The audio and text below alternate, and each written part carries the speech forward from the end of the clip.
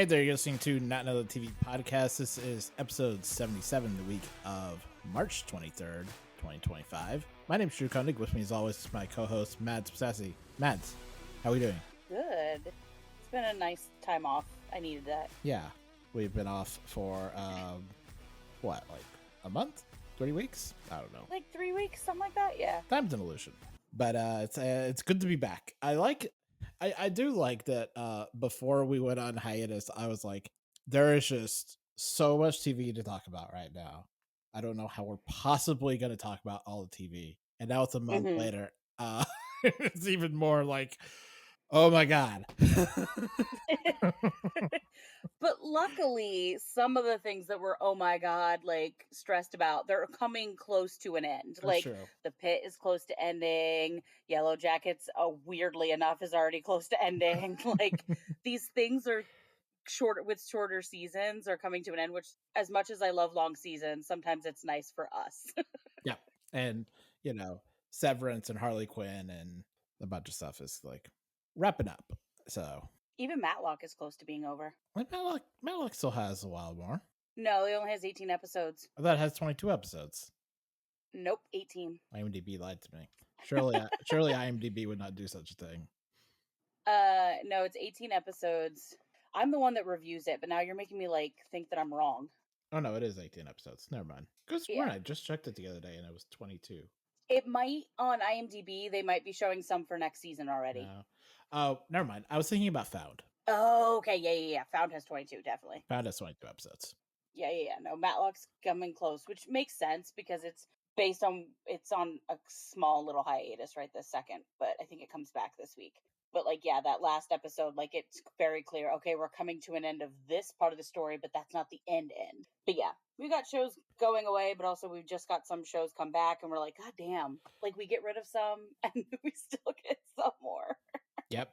Yeah, some more fun shows are just around the corner. I was just looking at this the other day. Doctor Who comes back. The Last of Us comes back. There was another one that I saw. Oh, Andor comes back in a month. So, well, Organized Crime finally comes back, but that's not of interest to you. It's of interest to me. But after forever knowing that we got another season, but it was moving to Peacock instead of being on NBC, and then we were like, okay, but when is it coming back? We finally got news, April 17th, and guess what? We're gonna air the first episode on NBC. I was like, then what's the point of moving to Peacock? If you were still gonna premiere it on NBC, I'm so confused. They're trying to get those. They're trying to draw some people into Peacock. That's probably true. It's very. I think of all. It's very I think of all the streaming services, I think that one's the least familiar to people. Yeah, so they're trying to do drug dealer tactics. You get the first one for free, then you gotta pay up. Pretty much, yeah.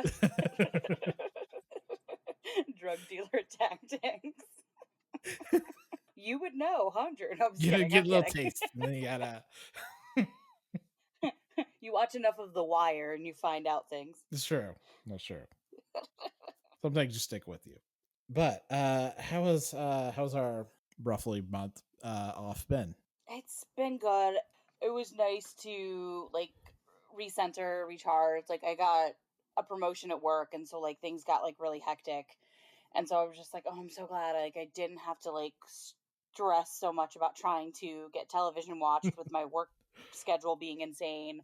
Right. I kept up with the things that I really, really diehard cared about, like The Pitt. But it was nice to be okay, I only have to watch 2 or 3 shows this week. I don't have to worry about trying to get everything in. Right. So it was nice. What about you? I have to say the last month has felt like a blur. Because here's the thing. Even with as much work as I put into this podcast of, watching things and editing things and preparing future stuff, when I'm not doing this podcast, it does feel like I lose my mind a little bit. Oh yeah, because you put so much work into it, and then all of a sudden that work goes away, and you're like, oh, what do I do?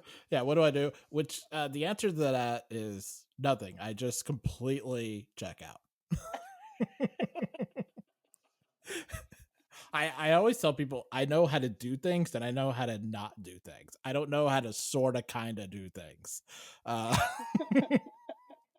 That's totally valid. Like, I get that. but yeah, so I let a lot of shows fall to the wayside. The only thing I really ended up watching was just a lot of Wheel of Time. Hmm.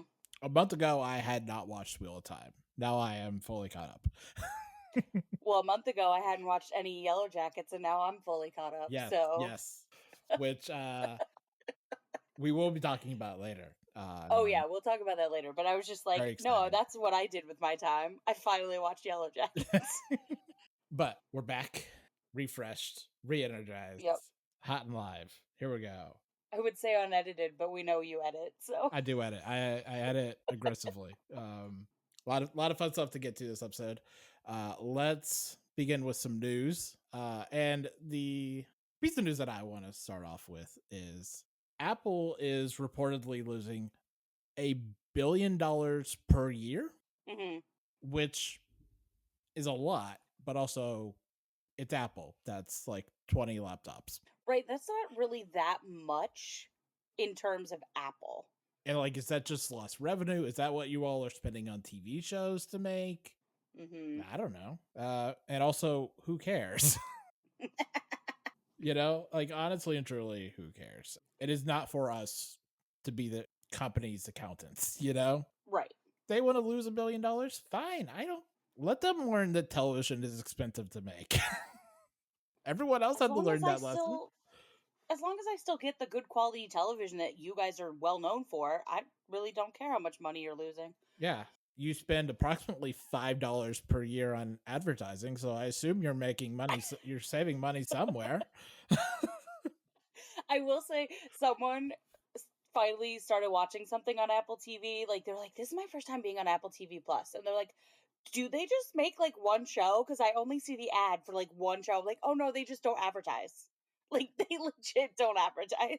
In a time that it has literally never been easier to advertise. But that's the beauty of Apple, is that like somehow they still get enough viewers to their television shows to make it still be a streaming service. Listen. Word of mouth. They make like one really good show every quarter. And then they just Yep. hope that everyone will stick around to watch the other shows they have on their platform. And they're like, this is a business model.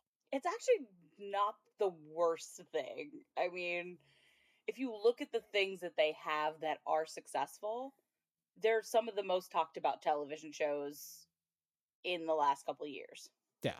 They hope that if they just make a Severance or a Silo or a Ted Lasso, that'll keep the lights on. And I don't know that I disagree with them. I don't know what $1 billion per year amounts to, but if it works, it works, you know? Hmm.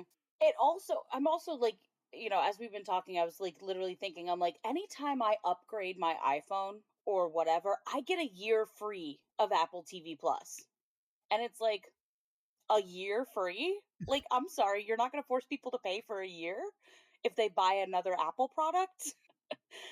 So maybe that's their really big business model is, Maybe. well, we know we get them with the products. Right. They'll stick around for the TV.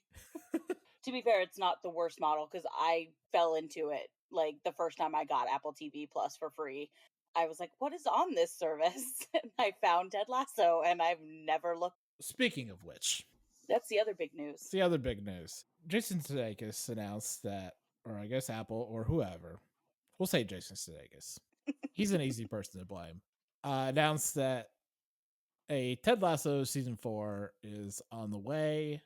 This time centering around a women's soccer team, which will Yep. be interesting. To which, to all of this, I say, my hat's off to all of you who will be watching. Ain't gonna be me, but have fun. I don't. What I don't understand is why they couldn't just make it a spin-off instead of saying it's season 4 of Ted Lasso. Because I feel like it's not going to have the same vibe. Name recognition? I don't know. I mean, Maybe. some of the same actors are gonna appear. Yeah, but will it be the fan favorite ones? I know Juno Temple's in talks to Oh, come okay. back. That would be cool if she's like the PR person for the girls team. Yeah. Can we have her do the PR and Rebecca do the coaching? Yes, please. I think Let's have Rebecca coach the soccer team. I think if you get it is possible. I have to emphasize how much I don't care about Ted Lasso at this point, but Oh, that's fair. Yeah, no, totally. if you get Jason Sudeikis and Juno Temple, you know, for a season 4, that might be enough. Mm-hmm. That might be like a good enough like starting block. You know, it would be a good foundation upon which to build. The problem, I think, with a lot of the diehard fans, though, is that the show burned them really bad with Ted Rebecca. And so a lot of people are like, fuck you and your mom. Like, we don't want anything to do with this. And I mean, I don't disagree. I wouldn't say that I am there with them, but I don't disagree with them. Yeah, like, power to you. I did not ship Ted Rebecca, but like, I see the vision. Like, yeah, no, I see it. Like, I understand the pain of you not getting it. Mm-hmm. And then the show pretending like we saw things that weren't there. Like, I get it. Hey, as we're going to talk about later, half of my ship froze to death in the Canadian wilderness. So I get it. I think that about does it for news. We got a lot to do this episode, people. Let's move on into the GOAT. So the GOAT is a weekly segment we do where myself and Mads nominate a best TV character or episode and pit them against each other in a poll on Tumblr, Blue Sky, Instagram. So a little bit of catch up here. So one of our last GOAT polls that we did, and this was perhaps the funniest feedback we have ever gotten for a GOAT poll. And this was our Christmas one of Bebo the God of War from Legends of Tomorrow versus A Very Supernatural Christmas from Supernatural. And the response that I got on Tumblr was so unbelievably funny because it was just truly nearly 24 notes that just kept saying Bebo sweep. if I may read, Bebo Bebo sweep, Bebo sweep. This is a separate post. All caps Bebo sweep. All caps Bebo sweep all day baby. Bebo. All caps Bebo sweep. I know I'm a Supernatural fan, but Legends always comes first. Bebo sweep. You all get the idea. I don't know. I think maybe Bebo swept. Needless to say, Bebo did sweep to a grand and whopping 93% to 7%. Surprising no one, I lost again. Here, I really have to be honest. When I made this poll, I was like, this is going to be close. And it just really wasn't. It's okay. It really quickly got out of control.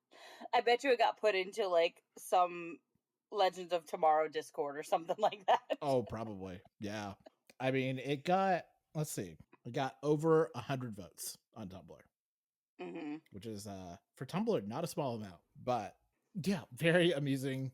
I love Bebo. As it is March, we are in the month of Goat Madness, where we are putting a bunch of previous GOAT winners into a bracket, and the results have been rather interesting. Let me run down how this first round went, then we'll get to where we are now in round 3. So we started off Olivia Benson from Law and Order SVU versus Pearl from Steven Universe.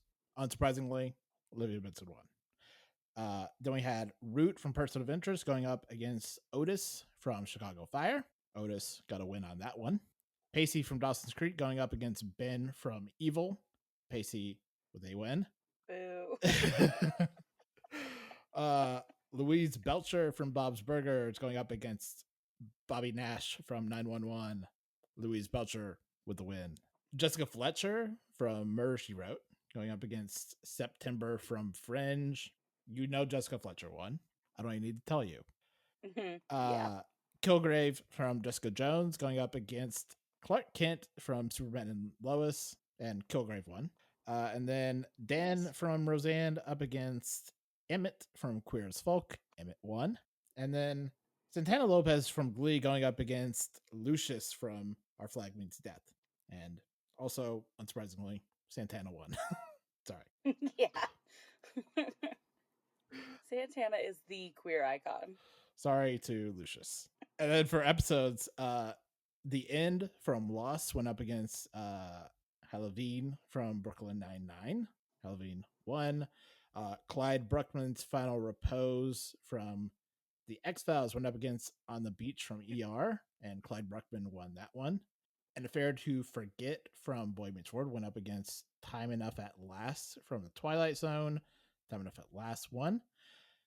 Hitting the Fan from The Good Wife went up against Indiana Shawn, and the title that I'm not going to say right now because I don't want to from Psych because it's too fucking long. And Hitting the Fan won. Eli's Coming from Sports Night went up against The Answer from Steven Universe. The Answer won. The Last Stand from Dimension 20 Fantasy High Junior Year went up against Miss Hellfire from Charmed. The Last Stand won. These are two that aren't so much upsets, but did a little bit surprise me. Ice from the X-Files went up against Baylor from Game of Thrones. Ice won. Mm-hmm. And then Remember It from X-Men 97 went up against Hall of Egress from Adventure Time, and Hall of Egress won. Interesting. Yes. Now we are in round 3.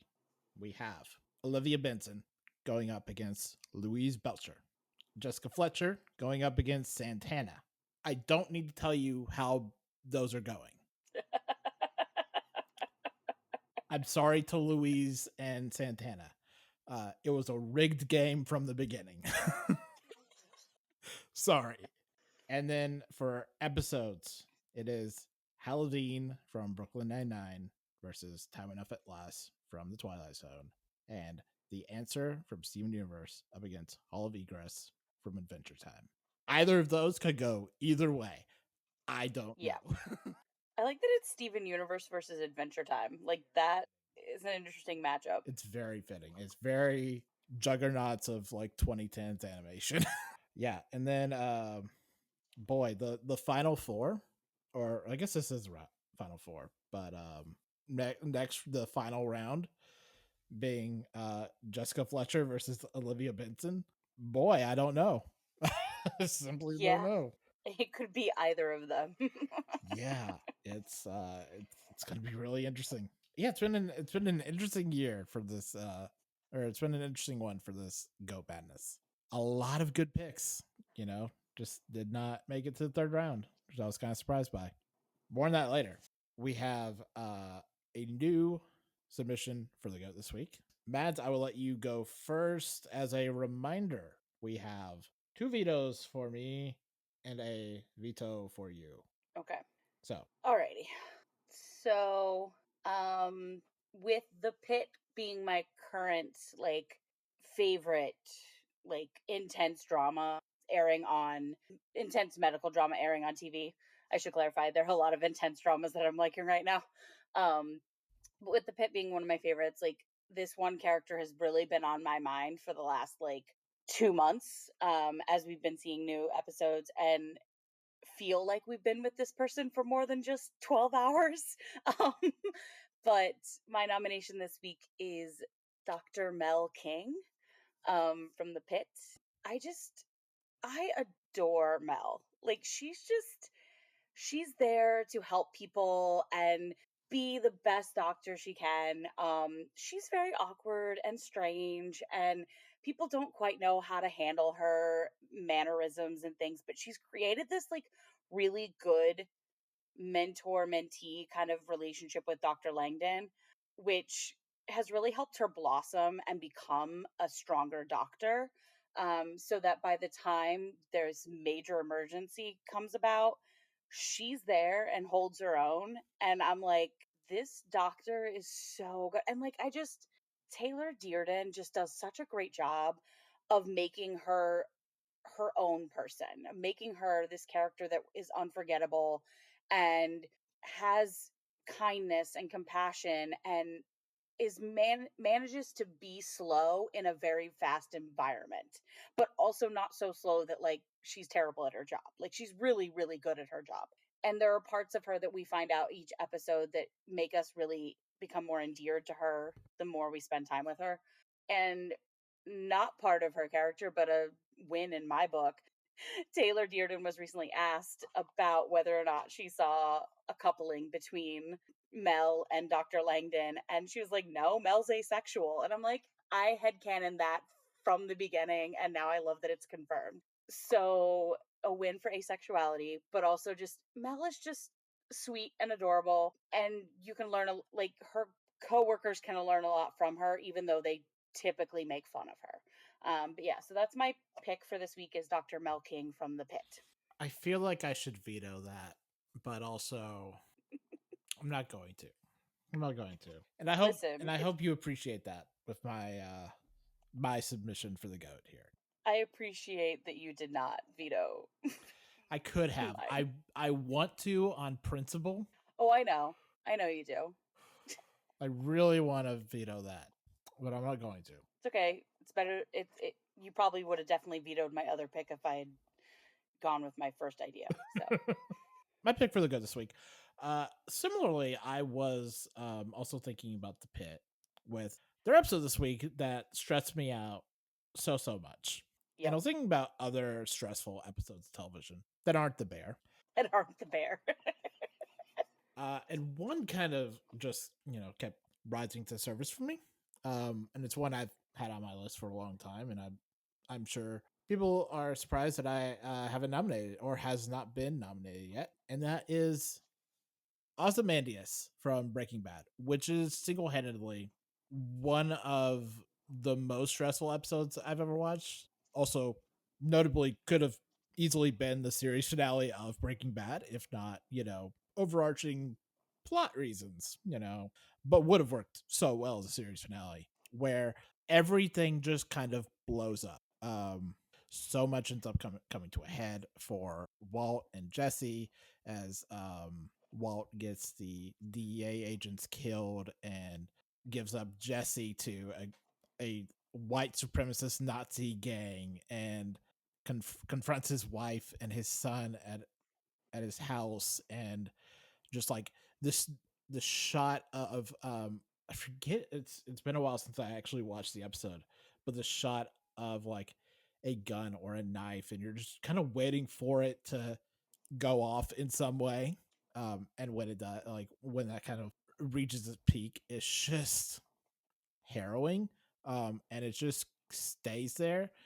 And just like that final phone conversation where Walt is just letting her off the hook with the police, and you kind of have to like key into like that's what's happening. It's just so good. It's so masterful. Like it's one of the Ryan Johnson directed episodes of Breaking Bad, and it's just shows why Ryan Johnson is, as big as he is today, because he's just so good at it. He is a real marvel. Even if other people don't like The Fly and they're wrong. But yeah, it's just an episode that is just at a 10 and stays there for the entire time, and it's kind of a marvel to watch. So that is my pick. Ozymandias from Breaking Bad. I wouldn't have been able to veto that even if I knew what you were talking about because I never watched Breaking Bad, so I wouldn't be able to be like, nope, veto.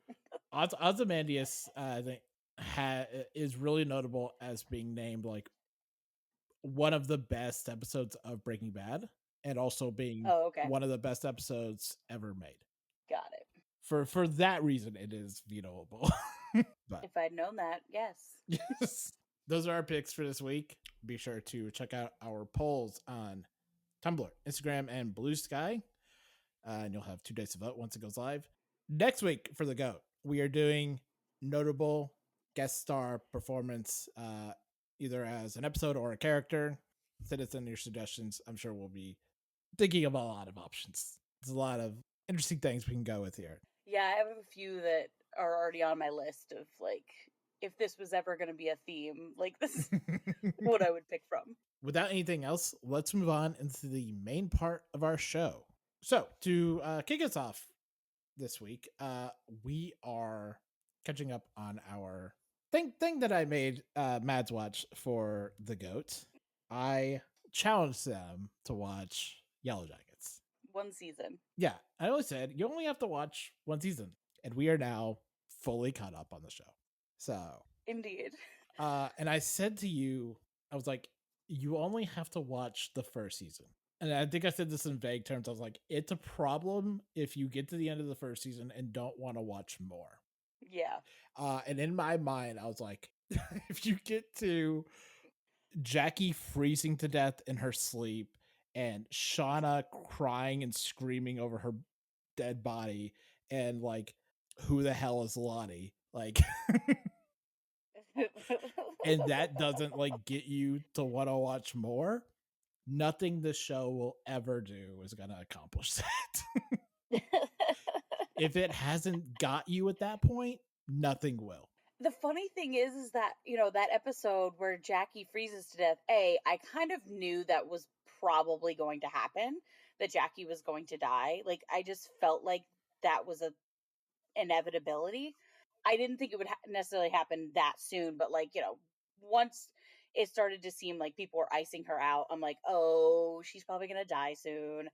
But I liked the element of they let us sort of believe that maybe they let her back in the cabin, right?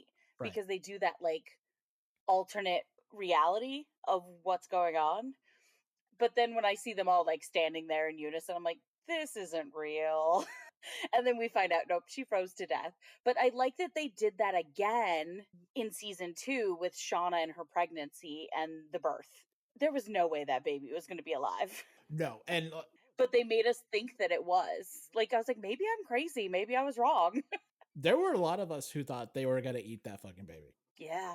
Which the cast thought we were crazy for, but like that's a perfectly reasonable thing to think.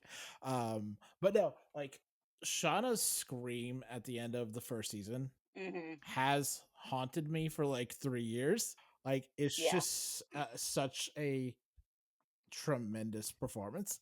You do know that Jackie is gonna die, or something is gonna happen to Jackie. You don't know, like the first season like really hints at that because Jackie is someone who not only is doomed by the narrative but haunts the narrative. I think the review that Carolyn Framke did at Variety was talking about this, how it's so it's very upsetting that Jackie died, but it's so perfect the way that she dies. She doesn't die by them sacrificing and eating her, or she isn't like out there as the antler queen. She died as a result of a petty, dramatic teenage pride where neither person was willing to apologize. And that being the thing that kills Jackie ultimately is so fitting. Right, because her character, like who she is that she's a very petty person. Yeah. And she's very, if I don't get my way, it's going to become everyone's problem. But also, there's just so much codependent homoeroticism wrapped up in Jackie and Shauna that you can't, or I'm going to talk about this more, but, you can't separate that. And, and it's even more interesting because like Ella Purnell suggested that like Jackie didn't just die out there, she killed herself out there. The reasoning of that being your body doesn't just allow you to freeze to death, It wakes you up. It does that. Your body has a response to it. So you don't just like go to sleep and then you freeze, your body like warns you. So on some level, Jackie made a conscious decision to stay out there and freeze, which is, I think, more upsetting and is even more of a gut punch. I think it's a really well done death. And we kind of see that again with Coach Ben in season 3, where it's very clear that he wants nothing to do with what these girls want him to do. And so he's just starving himself to death. He's just given up. He's like, nope, not doing this. I'm going to kill myself, even if you try to force food down me. That is all just so good. The teenage stuff is by and far the more compelling part of the show, and I think that's I find the always adult part just hilarious. like the adult part is funny for larks. Like it has good moments, but I think Hmm. by and large the teenage stuff is just working on a level that the adult plot rarely meets. Hmm. And I think part of that is all of the quote unquote teenage actors are so good, Hmm. like just across the line of like Sophie Nélisse and Elle Purnell and Cordy Eaton and Sophie Thatcher and Liv Hewson and Jasmine Savoy Brown. They're just so good Yeah. that it really, like, I think it really takes it above a notch.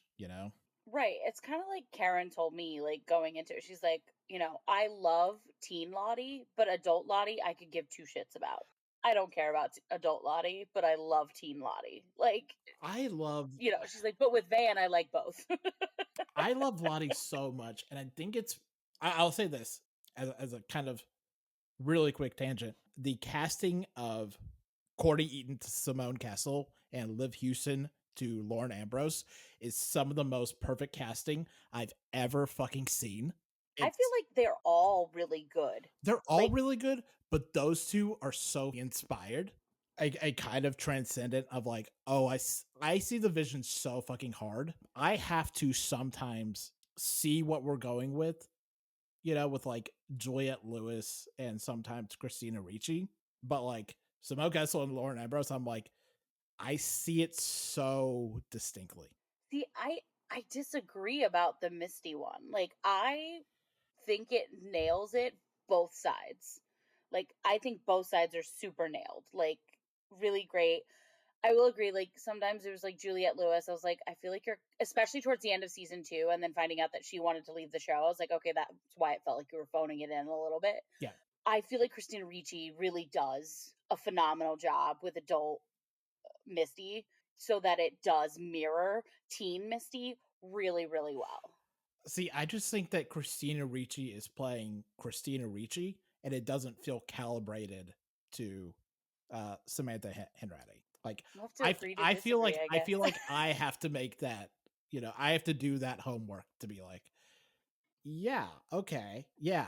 It's not always. I think part of this is you like Misty a lot more than I like Misty, or most people like Misty, which is okay. I love Misty. I think she's because maybe it's because I understand Misty because like I was that type of person especially in high school, and to this day like I kind of understand her motivations as like an adult person as well, because it stems, everything she does stems from wanting to have friends, and once she has those friends, doing anything she can to protect those friends because she feels if she doesn't, she's going to be alone. And I get that whole fear of abandonment. I get that whole fear of not having someone in your circle, like not having companions. Like I totally understand that, and like that's where Misty's coming from. Does she go overboard? Absolutely. And I love that she goes overboard because it makes her that much more interesting to me. But I also really love Lottie. I really love Nat. And I really don't like Shauna. Okay. I'm gonna stick with Lottie real quick. I'm gonna go back to what I was saying and the difference between like what Courtney Eaton is doing and what Simone Castle is doing. Where Courtney is she's so earnest and genuine when like about her psychosis. Like she's so sincere about the wilderness. Like she is someone who Hmm. truly believes what she's saying because she is Right. so in it. Like she is someone in the midst of a psychotic break, you know? And then you have Simone Hmm. Kessel who plays it like someone who has crossed the Rubicon, still believes what she's saying, but there is that little edge of cult leader. Like there's a little edge of Hmm. this is bullshit. Or not that it's bullshit, but I'm doing a performance, Hmm. which I find really interesting. Lottie's the character I love, just like full stretch. And when they when they killed Lottie in like what was that episode 4 this season, I was unhappy because I think there's still just so much more that Lottie could have done.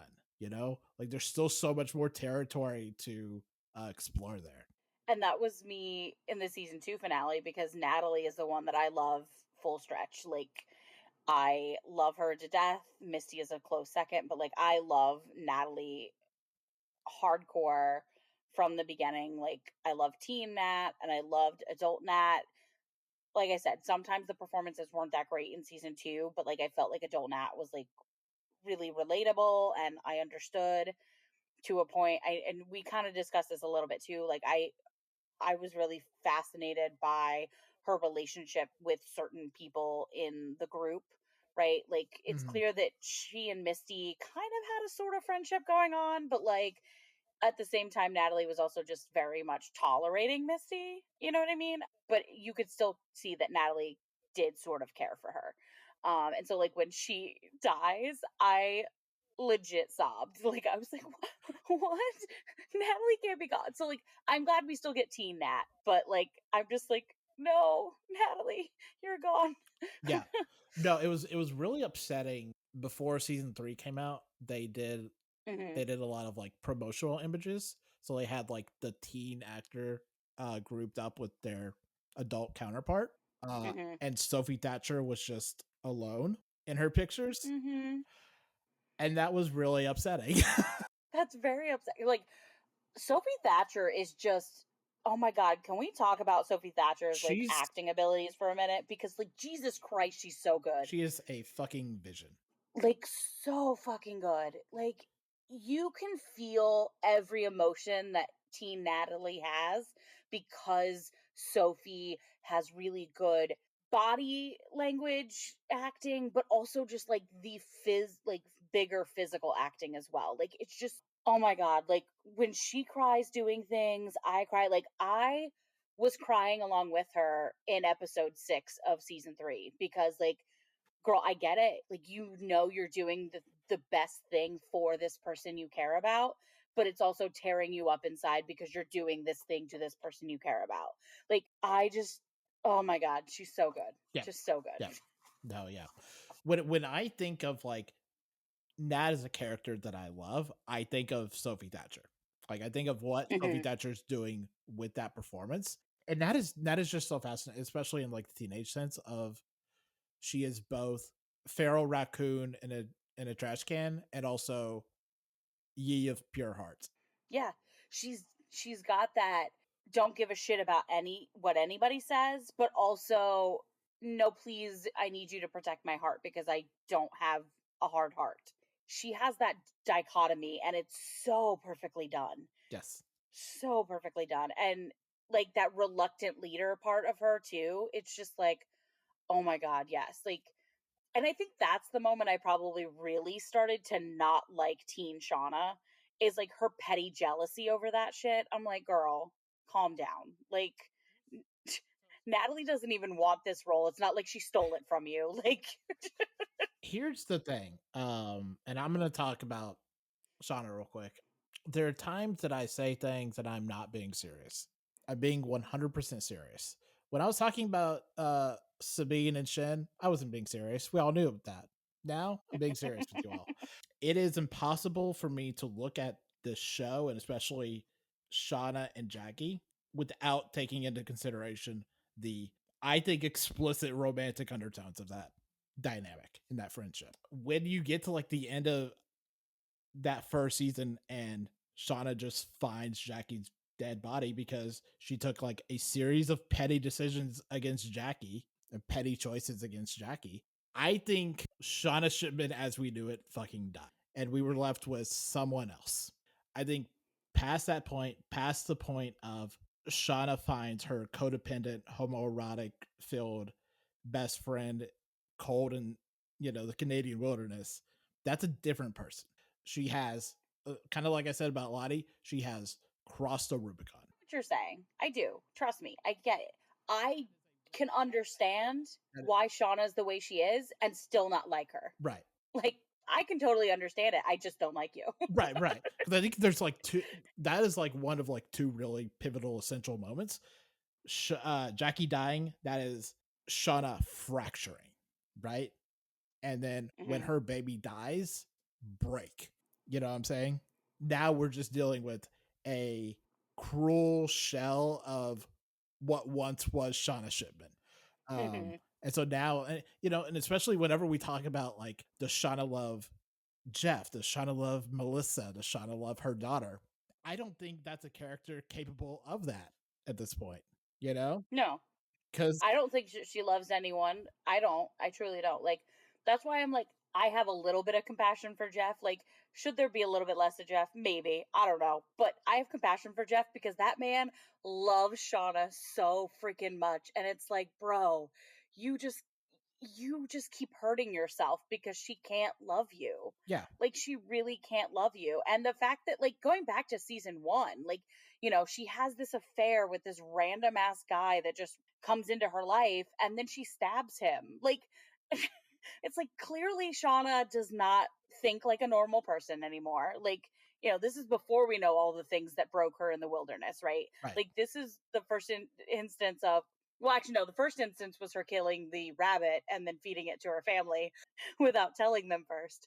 That was one thing. But then we get to this male lover of hers in season 1, and she just stabs him in the chest. And she's like, well, you know, I thought he was blackmailer. And it's like, so your first thought was to stab him?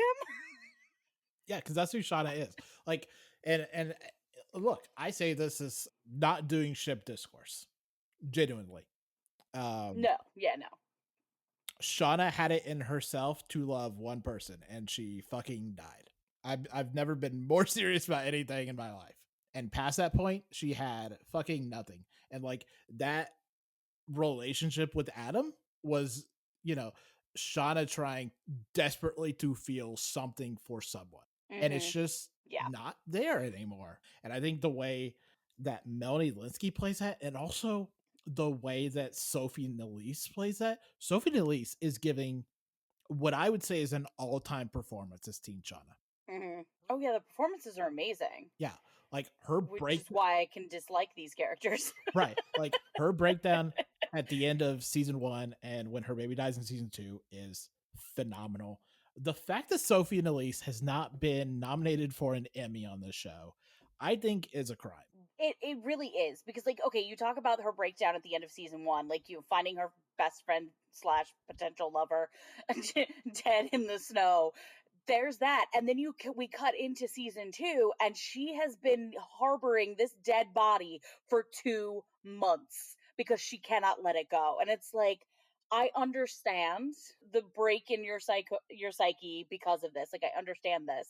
And like as she gets more broken and I just have less patience for her, I'm like, that's because Sophie Nalisi is really, really good.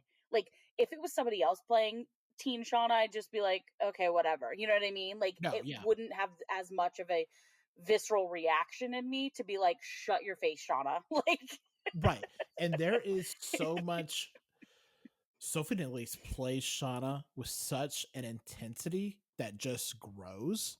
mhm, You know, from season 1 to season 2 to season 3. We're like where we're at now is season 3, and I just keep that image in my head of Shauna just like aggressively whittling, and it's just like that's mhm, where we are now, like just like that deep anger. And I mentioned this the last time we talked about it. But I love like that moment in the premiere where in the season 3 premiere where Shauna's just journaling and she's realizing that she hated everyone but Jackie. The one person that she's like, this person's ruining my life is the one person she mhm. could stand to be around. Yeah, And her all this time later realizing that I think is tragically funny. yeah.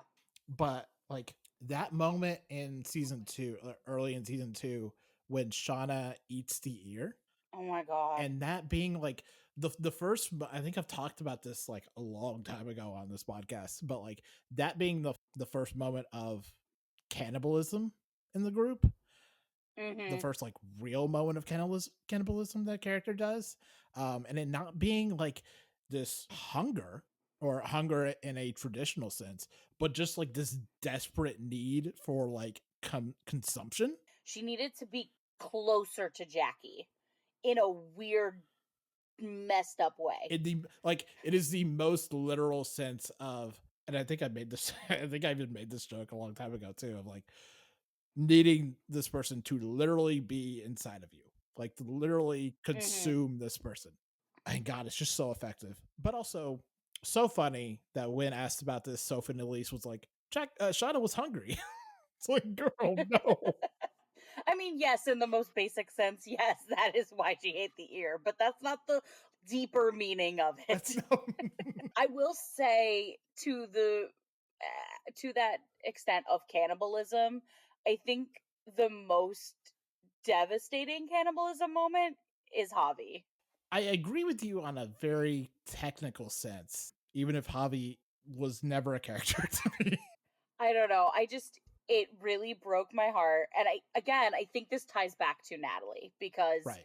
I have such a strong connection and bond to that character that like her feeling guilty and all that stuff about how Javi died and everything. Like I that added into it for me of, oh my god, and now they have to eat him. Right. Yes. I mean, Ben was bad too. Ben was bad too because then the scientists come in on them eating Ben, but that's beside the point. Let's just say cannibalism bad no matter who it is. Kind of speaking of Natalie, can I tell you how utterly bewildered I was when Yellowjackets started and they gave us Sophie Thatcher and the show went, "This is our resident heterosexual," and I went, No, it's not. "Really? Are you sure? You're positive about that?" Because Sophie, She's a lesbian. yeah, I was like, Sophie Thatcher is the most aggressively bisexual coded character I think I've ever seen in my life. Which is probably why they're okay. So the three most popular ships on this show, you have Ty Van, Of course. Jackie Shauna, Lottie Nat, Okay. and I do so enjoy like Nat and Lottie's interactions. Like again, without doing like ship discourse or like almost like ship editing, you know, or something out of a ship edit. That moment in the second season when Lottie has had the utter shit beat out of her by Shauna. Oh my And god, yeah. Nat is like cleaning her up in the bathtub. And they're just like exchanging barbs. Yeah. Or they're like playfully exchanging barbs. It's really good. I honestly don't really do any shipping with this show. It's one of the few shows that I don't like think, oh, is there a ship that I care about? No, like I just am here for the stories. Is it very homoerotic? Absolutely. Do I see why people ship things? Yes. But like, and I understand why people love Ty Van. Like, listen, they're gorgeous and they're hot and like, yeah, but like that's not my sole focus on the show. You know what I mean? Like, I'm not really in the ships for this show. On a somewhat related note, regardless of what and we've kind of already gotten into this, regardless of what the show is telling you, who is gay on this show? Like to me, like Yeah. who do I think? Yeah, regardless of like what the canon would have you believe. Definitely Natalie. Like I'm like I got more like strong lesbian, but like I could see bisexual too. Let her be an equal opportunity person. But she's definitely queer in some way. Like Natalie is very strong queer vibes. Like the minute I saw her, the way that she is, I was like in that episode prior to the crash, like when we're getting set up to understand who these teen characters are, I'm like, she's queer. Yeah. I literally just looked at Natalie and go, queer. I didn't really see Jackie Shauna at first, but like I get what you're saying. Like I can get what you're saying. I clocked Van the minute we met her, even before we saw her and Thaisa kiss. I was just like, oh no, that's a lesbian. That there is a lesbian. Yeah, those are really the ones that I think about. Here's the thing. And I think this was a tweet I saw a long time ago that the first episode, I think all of the teens are acting as if one of the writers told them that one of them is going to be gay, but they don't know which one of them it's going to be. So they were all just shooting for the moon. The only one I don't really get gay vibes from the beginning was Misty, mostly because she had her head up Coach Ben's ass. But like, but the minute it's funny because like I didn't think anything about Coach Ben. I didn't like I thought about him as a character, but like sexuality wise, like relationship wise, I was just like, okay, that's a coach, like whatever. Right. But then like it comes out that he is gay, and I'm like, okay, I see it. I see it now. Yeah. Yeah. Like, but yeah, like Misty's the only one I probably am like, she's weird, but she ain't queer. Right. Right. Her and Laura Lee are probably the only ones that aren't queer in my head. Because Laura Lee was just too much up in that Bible thump, and then I'm like, I don't. If she was queer, it's so deep down inside her that she doesn't know it. Shauna, I've had clocked as bisexual for a long time. I don't know if this is controversial or not. I think Jackie's a lesbian. I feel this deep inside my soul. I think That's fair. I mean, she wouldn't have sex with her boyfriend. yeah, I think that is just a very repressed lesbian. Yeah. I think Lottie's gay. Mm-hmm. I think she was definitely in love with Laura Lee. That's fair. Like Yeah. that vision that she has in season 2. Why else would she have like gone hardcore for the religious shit if like she wasn't somewhat in love with the person giving it to her? Right, right. Well, also that the vision that she has in season 2, with like them in the food court. Oh yeah. And she's just like getting eyes from Laura Lee. Mm-hmm. I think she was definitely in love with Laura Lee. People have had Melissa clocked the second she walked on screen with her backwards hat. I mean, that's a lesbian right away. But here's the thing: I didn't notice Melissa until she started talking to Shauna, and I was like, "Oh, there's a character here." And Karen's like, "That's Melissa." I'm like, "I have not noticed her before now at all." No, like that's at all. well, and that's also because they play so fast and loose with the background girls. I think half of the girls have been recast in the background. Yeah, because I was like, because at one point this one girl shows up, and I'm like, "Is that Mari?" And Karen was like, "No, I think that's Jen." I was like, "Wait, who's Jen?" She's like, "One of the girls, one of the background girls." I'm like, "Yeah, that looks like Mari to me." I don't really know. Yeah, no, between seasons, they'll just add girls and be like, they've been here the whole time. And you'll be like, the fuck they have? Yeah, you're like, that's a lie. Don't fucking gaslight me. Like, but wait, like before Crystal died, I was like, wait, who's Crystal? No, I'm 100% certain that they just added Crystal in season 2. They had to, because like all of a sudden Misty has a friend. Right.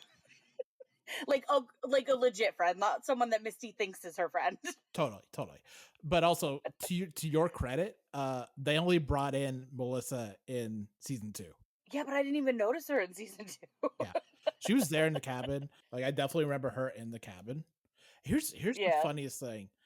Shauna and Melissa, or Shauna Hat as they're called, was a crack ship before like Shauna decided to make out with her in the middle of the forest. It's so funny. Who's the girl that like loves the animals? What's her name? I can't remember. Oh, Aquila. Okay. Yeah, like I love her. I adore her. She's like great. in terms of like little side character, like I love when she shows up and it's just like, look, animals. And when she does the like cave gassing thing that she does with Lottie, and she like has these visions. I love that like the first one is a goat talking to her, the next one's a bear. Like this girl does not have people talking to her in her visions. It is animals. Yes. As it should be. And she's asexual. That is my thought. Oh yeah. She only cares about animals. Even though Travis 100% has a crush on her.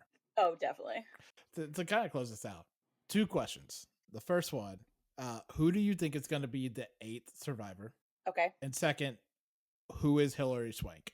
I don't know about who Hilary Swank is, because Karen and I were actually discussing this, and I was like, well, what if it ends up being this Alex person that they're looking for, you know, from the scientist lady? But then I was like, no, Hilary seems too old for that. Yeah, that doesn't seem the right age.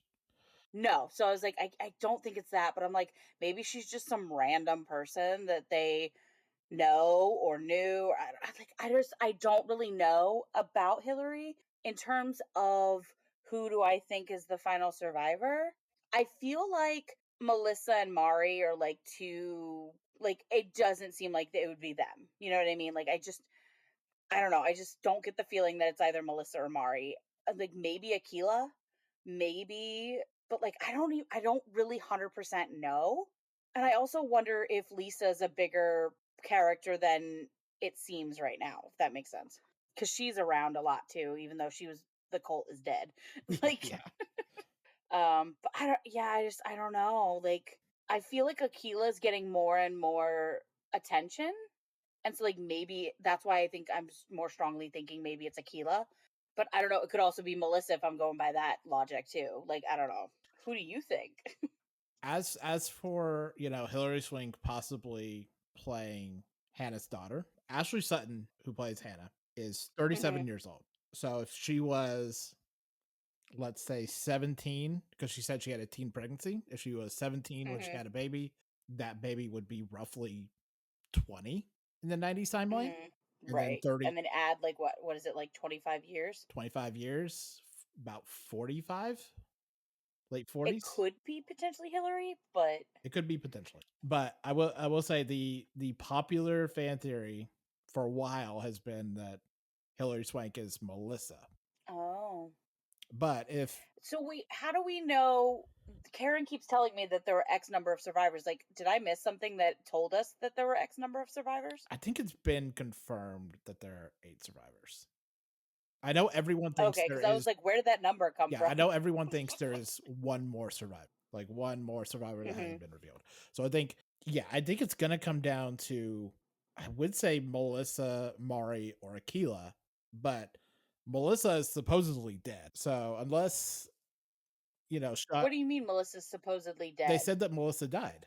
They said that Jen and Melissa died. Oh, I must have missed that. I think Misty said that Jen and Melissa died Oh, okay. in the last episode. I must have missed that. Like, I mean, to be fair, I watched all these episodes like really quick. Yeah. Also, one quick question before we close this out. Who do you think killed Lottie? So I think there are 3 possibilities. The first being whoever Hillary Swank is, and then Thaisa, which the show really wants us to believe it might be Thaisa, or like hmm Ty's alternate persona. Dark Tie. Yeah, Dark Yep. Ty. I gotta be honest, I don't love the term Dark Ty for a black woman, but I know, but that's just the name that even the characters kind of I refer know, to it as. gotta say I'm not crazy about it. Oh, I'm not a fan of it either. Like, it's a little, but I get the sentiment behind Yeah, it because yes, she's very lethal and scary when she is this alternate persona. yeah. And then I think the other one is, quite honestly, Callie. But see, I don't I Karen told me that theory about Callie and I was like, I don't necessarily see it as being Callie. Yeah, Like, I don't get the idea that Callie could kill anybody. She yeah, she's like a teen who like eavesdrops on her parents and like does crazy shit because her mom's fucking crazy, but like I don't think she has it in her to legitimately kill someone. Especially because I think she had a decent bond with Lottie in that small time that she spent with Lottie. So like I don't know. I don't see Callie as a potential person. Karen was like maybe it's Van. Karen was like maybe Van did it. Um I don't. and her reasoning was like something to do with the whole like wilderness thing and like living longer, but I was like no, that seems more likely that Ty did it Yeah, I don't think. because I don't see Van doing it for herself. Ty would do it for Van in the hopes that it would keep Van alive Right, right. in that thought process of theirs about the wilderness and the universe and fate and whatever. But I also feel like, because in that episode, Misty's like, "Well, Walter said that it's Shauna," and I'm like, Walter could also be lying, like, Oh yeah, because yeah, I don't fully trust Walter, like. yeah. There's zero reason to believe Walter, but also if what he's saying is true, and I think the DNA under Lottie's fingernails could not exactly be Shauna, but could be Callie, Yeah, I could also see it being Shauna though, because Shauna crazy, possibly. and I feel like Shauna was very done with Lottie. You know what I mean? Like I feel like Shauna just isn't as connected to Lottie as some of the other adults are. So I could potentially see it being Shauna, but I also feel like that itself, like Walter blatantly saying, "Oh, it matched Shauna," is very like red herring. You know what I mean? Like I Mhm. feel like that's not the truth. But anyway, we will see. We're moving on to Dimension 20, Fantasy High, sophomore year, Heartache on the Celestine Sea. And before we even really get into this, there is only one place to begin, which is, I think, the most insane thing that Emily Axford has ever done on Dimension 20, which is the ballad of Hilda Hilda. Just Hilda Hilda. The brain inside her head. when we talk about Emily doing something chaotic and insane, so many people just say Hilda Hilda. Hilda Hilda. And it's Indeed. truly a carousel of I don't even know how to describe it. I giggled so much during that whole breakdown of her, like being like, "Oh, I'm Hilda Hilda from like what was it, 22 Hilda Street and 22 Hilda something like Road or something like 22 that." Hilda Street and 22 Hilda Boulevard. That's it. No, I love that moment where you can see on Emily's face, I've made a mistake, and she knows there's no way to back out of it, mostly Yep. because Brennan will not let her. Brennan's like, you have decided upon this path, and I'm going to force you to walk each and every step. Yep. You have decided to do this to us. So here, I think it's like the first moment where the first time that Brennan has really decided to punish Emily for her actions is really good. I can't possibly begin to understand the way that her mind works. It is an all-time scene. I just so many decisions had to be made. I think there was a moment that Emily was just like, I think I flew too close to the sun. No, no, no. Like that moment where Brennan's like, no, no, we're in this. And Brennan's like, I don't care if you don't like where you turn this. I'm playing into it. Because Brennan is evil in the best way, but evil Yes, no matter what. yes, yes. Aside from Emily, I think Gorgug was my favorite in this episode. He's constantly worrying about Zelda and flubbing it every single time. He's just not very good at it. He's just Poor Gorgug. You tried. yeah. In his defense, it is unreasonable to expect him to build a cell phone tower. Right. And also, like, in his defense, he's new to dating, so things slip his mind. He's got a little bit more to worry about than did I call Zelda and tell her goodbye. Your friends were kidnapped, Gorgog. I think you can take a little bit of guilt off your shoulders about this situation. Totally. And I love that he was like so sad with himself that he's like, "Can you guys just call me Skipper, please? I need to feel better about my life." This episode's really good in the sense that I think it's a really good showcase for all of their skills at roleplay, where Hmm. not a lot happens, and it's just relying on them to make the scenes work. Right. Exactly. Like there Like isn't a lot of they forward momentum. Not a lot happens. mm-mm. They're literally in the hang van the whole time. Yeah, or for most of the time. Well, yeah, majority of the time, I should say. Outside of Like, the diner or the restaurant. yeah, like I think like 90% of the time they're in the hang van in some capacity. And it's like there's not a lot to do with that locale and that like type of environment. So the fact that they were able to make a very compelling story out of it is just like you said, like really indicative of their growing skills as players, but also their skills together, working together. Right. It's a great example for why improv players make great D&D players. And it's Yep. just rolling with it. There's just so much good in this episode. I really like all of the scenes with Sandra Lynn, Mm-hmm. which does touch on something I think we talked about either last time or the time before, where we were like, Sandra Lynn is really good at being a parent to someone that isn't Not her her diet, child. isn't Yeah. Fig. Yeah. When it is Kristen or especially Adine, Mm-hmm. she's a great mom. Which doesn't say that she's Yep. not a good mom with Fig, but like particularly when it's Adine, like that scene of like, I can do a thing that you can't do Mm-hmm. is just so good. It's such like a good mom thing. Yeah. And it's so And comforting. I think, speaking to what we've said about Sandra Lynn, I think what the difference is with Sandra Lynn and Fig versus Sandra Lynn and Idine, or Sandra Lynn and Kristen, is that there's lower stakes, right? Like, Fig is her daughter and she's like, I can't fuck this up, and that puts a lot of anxiety on her shoulders, and I think that creates its own little barrier from her being as open and warm and loving and like helpful as she is with Idine and Kristen, because like with them, well, if I mess up, I'm not really their mom, I'm just someone that's helping them. Right, right. Right?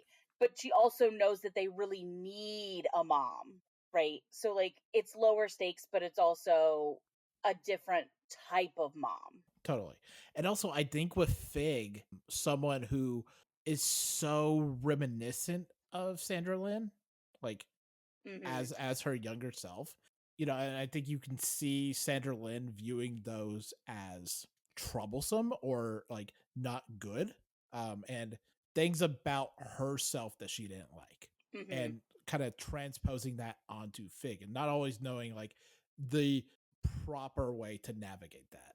I really loved their talk on top of the hang van, like when they're just like sitting there drinking, Mhm. and just like really meeting each other where they're at. It was a turning moment, I think. Yeah, and I really love that thing from Sandra Lynn of like, and it's kind of like the inverse of like a lot of like vampire stories where it's like, Mhm. it's great, I'm gonna be able to live forever now. I'm not chained by any kind of mortality. And here's like, I just have like the full expanse of forever. Yeah. And what do you do with that? Which I think is a really interesting idea. And that idea of like, you're gonna screw up eventually, so you might as well screw up now, I think like is so compelling and does color Sandra Lynn so much. Yeah, I think in terms of like other storylines that have dealt with immortality and like living much longer than the vast majority of other people, like you said, like with vampires, it's like, oh, cool, I can live this long, like whatever. But I think the only other time I've seen a timeless or immortal type character like have struggles with it is in the Who universe, Right. right? We've got both Jack Harkness and the Doctor talk about how it's hard because you fall in love with people and then they die and you're still alive and you'll be alive forever, and it's hard. Mhm. And so like I like that we're getting this here too, like a little bit of that of, okay, this is going to go on forever, there's some drawbacks to it and there's some positives, like it's not all just yay living forever. Totally, totally. Yeah. Um that scene with Adine when she was trancing Oh was yeah, so scary. dude, I had nightmares after it, like legit nightmares, because like I watched, to be fair, I watched this like before bed because I was like, oh, Dimension 20, that's a great way to wind down for the day. No, no, no, not really. Yeah, no. Not for that moment. The realization that there is an amorphous thing in the same space as you that you Hmm. can't look at, but Right, is because there is so that upsetting. whole like, yeah, that whole, I want to know its face, but I know that if I know its face, I'm it's trouble for me, is very similar to, again, going back to the Whoverse with the Weeping Angels. Like the first time the Weeping Angels came along, that terrified the hell out of me, and that's literally what I thought of when we're going through the trancing, and it's like, this shit's intense. Like, this is not just some silly little like big bad that they've got to fight off. Like, this is like fighting your own mind. Like, this is insane. Yeah. Well, even more is like the uncertainty of it. Of Yep. this isn't Kalina. This isn't Baron. This is a third thing that we don't know what it is. Yeah. That makes that so much more terrifying. There is terror in the unknown. Yeah. And I also, in a very like kind of session zero kind of way, I love that Lou is the one that is giving us information about Leviathan and not Brennan. Yep. And really shows that like Lou and Brennan worked it out together what Leviathan was, and Brennan is like allowing Lou to like divulge that. It also like allows Lou to build up Fabian. It allows us to know a bit more about Fabian because Fabian's giving this information. Yeah, it's very cool. Also, can we talk about the fact that Kristen didn't know who Galir was? Hadn't like realized that Galir had been working at the school. None of that. Kristen is a nightmare. She's just It's all Allie Beardsley. I love Kristen so much, but she is a true obnoxious nightmare of chaos. Yeah. I love how just deeply annoying Kristen is, especially about like Tracker. It's very good. Next week we're in Leviathan, and yeah, that's a very fun arc we're about to set out on. I can't wait. We are so close to my favorite NPC. I can't wait. Oh. We're not there, but we're almost there. That gets me excited. Yes. I'm curious if I'll be able to guess it. That's the real question. I'm not going to say anything for the rest of the season. I'm just going to wait for you to see if you get it. We shall see. As we all know, I have terrible powers of observation. More on sophomore year. Moving on to Wheel Time, which is back for its third season. And as I said, I caught up with the entirety of Wheel Time while we were on hiatus, and I like it a lot. Nice. So the Wheel Time is an adaptation of the long-running, and I do mean long-running, Robert Jordan series. That's kind of, for a lot of people, I think is foundational fantasy, and I have none of that baggage. I have never read Wheel of Time or any of its many books. No, I saw a post the other day of someone talking about Wheel of Time and the books and being like, this really pays off in the 16th book. I was like, what the fuck are you talking about? What do you mean? That can't be a real sentence you just said. No, I reject that. I get to kind of just separate myself from all of that and just enjoy the show as it is. As it is, the first season is particularly rocky. A lot of people like to say it's bad for, X and Y reasons. The book did this. I don't care. Just as a piece of television, very rocky. And it's a lot of just like, here's the world, here's what we got to do, here's the journey, and a lot of it feels very legally distinct Lord of the Rings, but obviously just enough to not be Lord of the Rings. And I think the good thing that like season 2 and season 3 do is diverge from that pretty steadily. I would say season 1 is fine. Season 2 and season 3 is where it particularly starts cooking. I think Rosamund Pike is really good. She gives like a really good, like, steadying performance as like older, more mature person on the show, where like everyone else is like, the principal cast is like 20 years old or so. So I think she gives a really good performance. There are just so many badass female characters and performances. I went like I had a minor hit skeet on Blue Sky. I don't know how that happened, but just talking about this, and it's like, the great thing about the show is it'll give you the most badass woman you've ever seen in your life, and then it will give you 20 more women of equal or greater value. And I think especially in like a sphere of like, fantasy storytelling, that's really significant.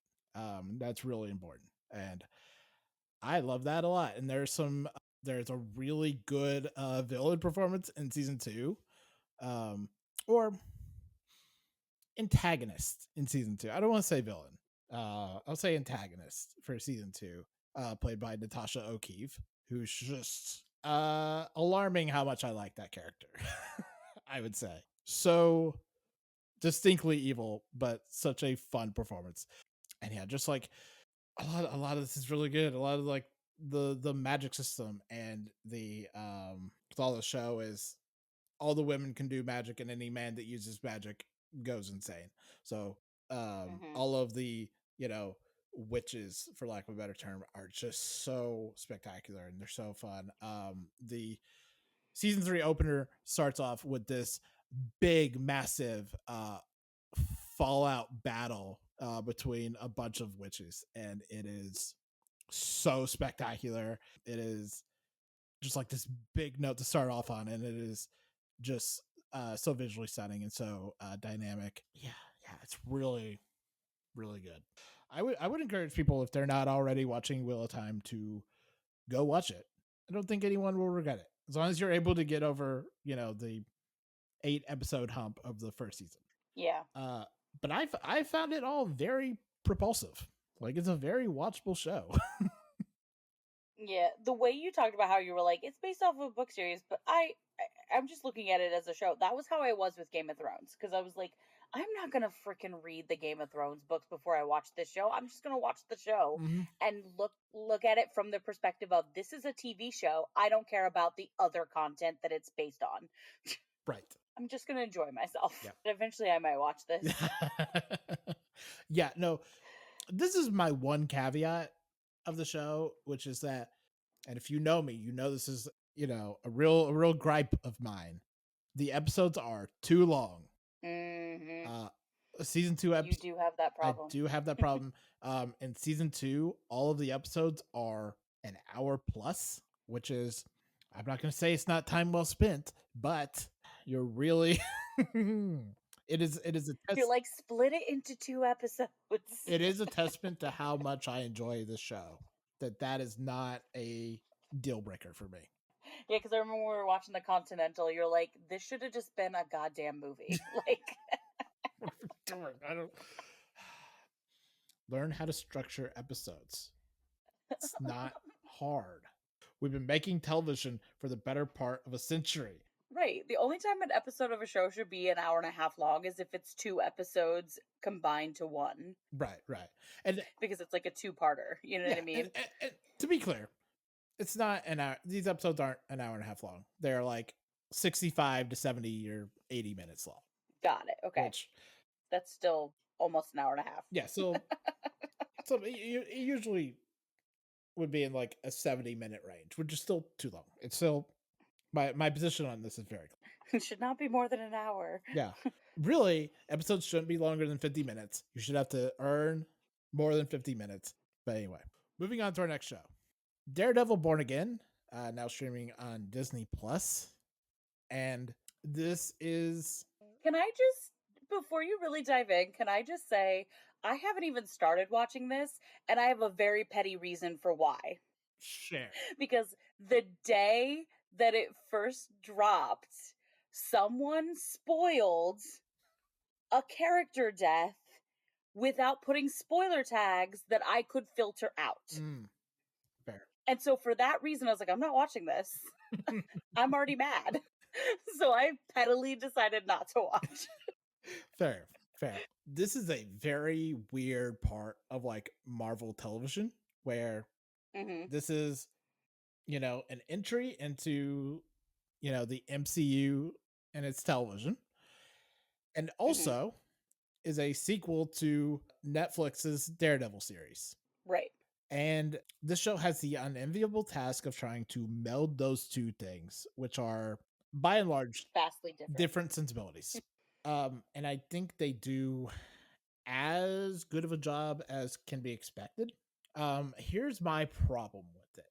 A lot of the things that work about Daredevil Born Again are things that we have a connection to from the Netflix Daredevil series. You know, opening scene, really dramatic death, works not because of anything that Daredevil Born Again is doing, but because of our attachment to that other show.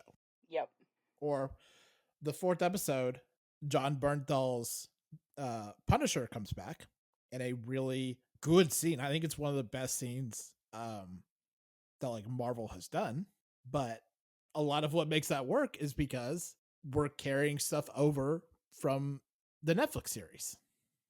Mm-hmm. So very little of this is stuff that like Daredevil Born Again is really doing. And it's all Right. so dependent on, that older series. Wilson Fisk is here. And, that's a fun character. That's a fun performance. And, we've seen a lot of Wilson Fisk over the last couple of years from like Hawkeye and Echo. Mm-hmm. But like, that interaction, that dynamic between Daredevil and Kingpin works because we have that association from the Netflix series. And this has the again has the unenviable thing of like having come out after Trump won. Yeah. With the show where a corrupt businessman runs for mayor and wins. Yeah. And there's just no way of separating that from Trump, and not enough is done to not see the Trumpism in it. And that's just unfortunate. And it honestly makes it lesser. But what I'll say is a lot of the fight choreography is really good of what there is. Even though we are doing Matt Murdock doesn't want to be Daredevil. And we're 4 episodes in and we're only hinting at we might be getting out of that. Not a great place for superhero, stories to be in. Whenever we start doing the hero doesn't want to do the hero thing, it's always just waiting for us to get back to the hero thing. What works about it really works, and when it doesn't work, it's just inoffensive, So I am enjoying it. It's not season 1 of the Netflix Daredevil, but it's still quite good. That's good. So I would tell people to go check it out if they're interested in it. Our next show is Dark Winds, season 3, episode 1, titled this isn't gonna work out well for me. It's so The title. Yeah, the title. We don't need to say the titles of Dark Winds. Like, yeah, guys, we don't want to butcher the indigenous language. I don't think I need to tell anyone how white I am. You all know. Yeah. We're both very I'm white. sorry. That's all I can say. I'm sorry. I'm doing my best. Yeah. But Dark Winds is back for its 3rd season. So what do you think of this so far? Well, first of all, I was really glad that they gave us the recap at the beginning because I was like, wait, what happened again? Like, I love this show, I do, but sometimes it's one of those shows that between seasons, because it's so intense and so detail oriented, I need that recap at the start of the next season to just be like, to jog my memory and be like, oh, right, that's what they were doing. Mm-hmm. So the opening scene itself is just very, okay, so we're doing this again. You know what I mean? Like, I feel like every season we have that opening scene of something very intense happening, sometimes to leap porn, and then we go into X number of days later, before, or whatever, and I do find it very interesting. I find this case pretty interesting so far, but I don't know. What are your thoughts? Yeah, I'm kind of there with you. I'm kind of waiting for it to build more, but it's always just like what's good to me about Dark Winds is always just like the atmosphere of it all. Yeah. And just kind of allowing yourself to luxuriate in that, and just kind of be with the performances. I will say, I think as much as I love Lee Porn, I'm actually more interested in Manuelito's story this season because she's Border Patrol, right? And I've watched both episodes 1 and 2, and there's some stuff that happens in episode 2 with her and this thing that she's wanting to investigate as a Border Patrol officer, even though they're trying to tell her, no, that's not your, like, don't worry about it. Like, you stop them. That's the extent of your job. And she's like, no, there's something else going on with this woman and child. And like, she dives into the investigation of it. And I find that a slightly bit more exciting than the case with Lee Porn and Chi, but the Lee Porn and Chi case is still in its own right fascinating as well. Oh yeah. But Manuelito's performance and just story this season is, I can just already tell that I'm going to be hooked on her from start to finish. Like, Yeah, it's no, so fascinating. Bernadette's story is so good, and a lot of that's down to how engaging Jessica Batten is, Hmm. who's just so good. She just has really intense eyes, and that Yes. can take you so far. And yeah, she just has like strikes a really good image whenever she's on screen of just it's so again kind of intense whenever she's doing anything. Yes. I will say it is a little bit upsetting that her type is just chi. Hmm. That to me is concerning when she's quasi flirting with what is just white chi. Bruce Greenwood is in this season, and the scenes with her and his character in episode 2 are so compelling, and they're so good. And like, even though there's no like narrative proof quite yet, there's just something so sinister about Bruce Greenwood's character. Mm-hmm. And it's like, here's an actor I've known practically my whole life, right? And he always plays a variety of character types, but like, this one is just, there's an underlying sense of danger, and it really is amplified by the fact that he is a white man and she is an indigenous person, right? Like, there's just so much extra added into that. And it's like, this season is going to be so good. Was kind of a surprise to see like Jenna Elfman in this as just a very white lady. Just the most aggressively white lady cop. Oh my God, yes. She showed up and I was just like, oh, okay. Yeah, that looks like a fun bit of intrigue. I enjoy seeing Jenna Elfman. Yeah, I don't think I've seen her in something recently. So I was like, oh, there you are. Blast from the This is nice. Hi. Dharma and Greg days. Yeah. I also find it very interesting that they're really playing into that whole indigenous belief system that if you take a life, that life haunts you, Mm-hmm. with Lee Porn. Like, he doesn't know, like, he has moments where he's like unsure of what the reality is. Right. And that's so fascinating to me. That scene with Robert Redford and George R. R. Martin in the jail cell. George, this is why it's taking you almost 15 years to write The Wind's a Winner. Because you keep doing bullshit like this.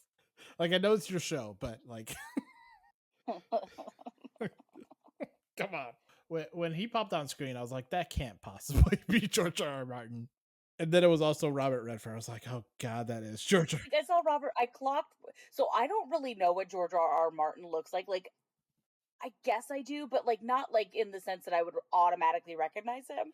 But Robert Redford, I was like, Robert, what are you doing here? Like, this is the most random thing he could ever do in his life. I told my sister once that George R. R. Martin looks like Santa Claus if he was also a fisherman. Mm-hmm. Which I think is a pretty apt. I will say, I don't know if you caught this, but whatever Robert Redford's character's name is, I don't think they have character names, but Robert Redford's character goes, "The whole world's waiting, make a move." Like, Oh yeah. it's like, are you trying to say something to the George R. R. Martin? Because yes, Yes. You need to get. the world's waiting. Finish your damn book. Let's move on to our next show. Dr. Odyssey, season 1, episode 11, entitled Casino Week. And before we get into that, I do want to touch on the last 2 episodes, Okay. which were Oh, the shark attack one? Shark Attack, a 2-part Shark Attack. The first part where the I guess he's the first officer gets bitten by a shark while they're on the beach, and then they receive a distress call from another ship that has been attacked by sharks. Mm-hmm. Which that's not how sharks work, but yeah, okay. even I, as someone who is ocean adverse, will tell you that's not how sharks operate. They don't just attack anyone in the ocean. But okay. And you get a really fun guest star performance from Adrian Palicki. who Okay. plays like that ship's doctor, and she comes on board and works with everyone. So the first episode you have shark attack. Second episode, the ship is under siege by a pod of whales, and the whales are trying to wreck their ship. Yeah, I saw that because I saw the title was Shark Attack 2 Orcas or something like that. Yes, it's delightful. It's so good. All of these episodes are really saddled by this plot line that they have going on right now, where Avery is pregnant, presumably by Max, and she's trying to figure out what to do with it. And Max is trying to figure out what he's going to do. And we're still in love triangle territory, everyone. And it is boring. And that really saddles these episodes. We could just get into polyamory, people. And we could just let we're doing like dumb drama of Joshua Jackson flirting with Adrian Palicki, which is good shit. And we're just getting saddled with this like very dull plot of Avery doesn't know what she wants to do and Max doesn't know what he wants to do. Blah blah blah. I can't. I really can't. But this week's episode, Casino Week, is really fun and it's really good.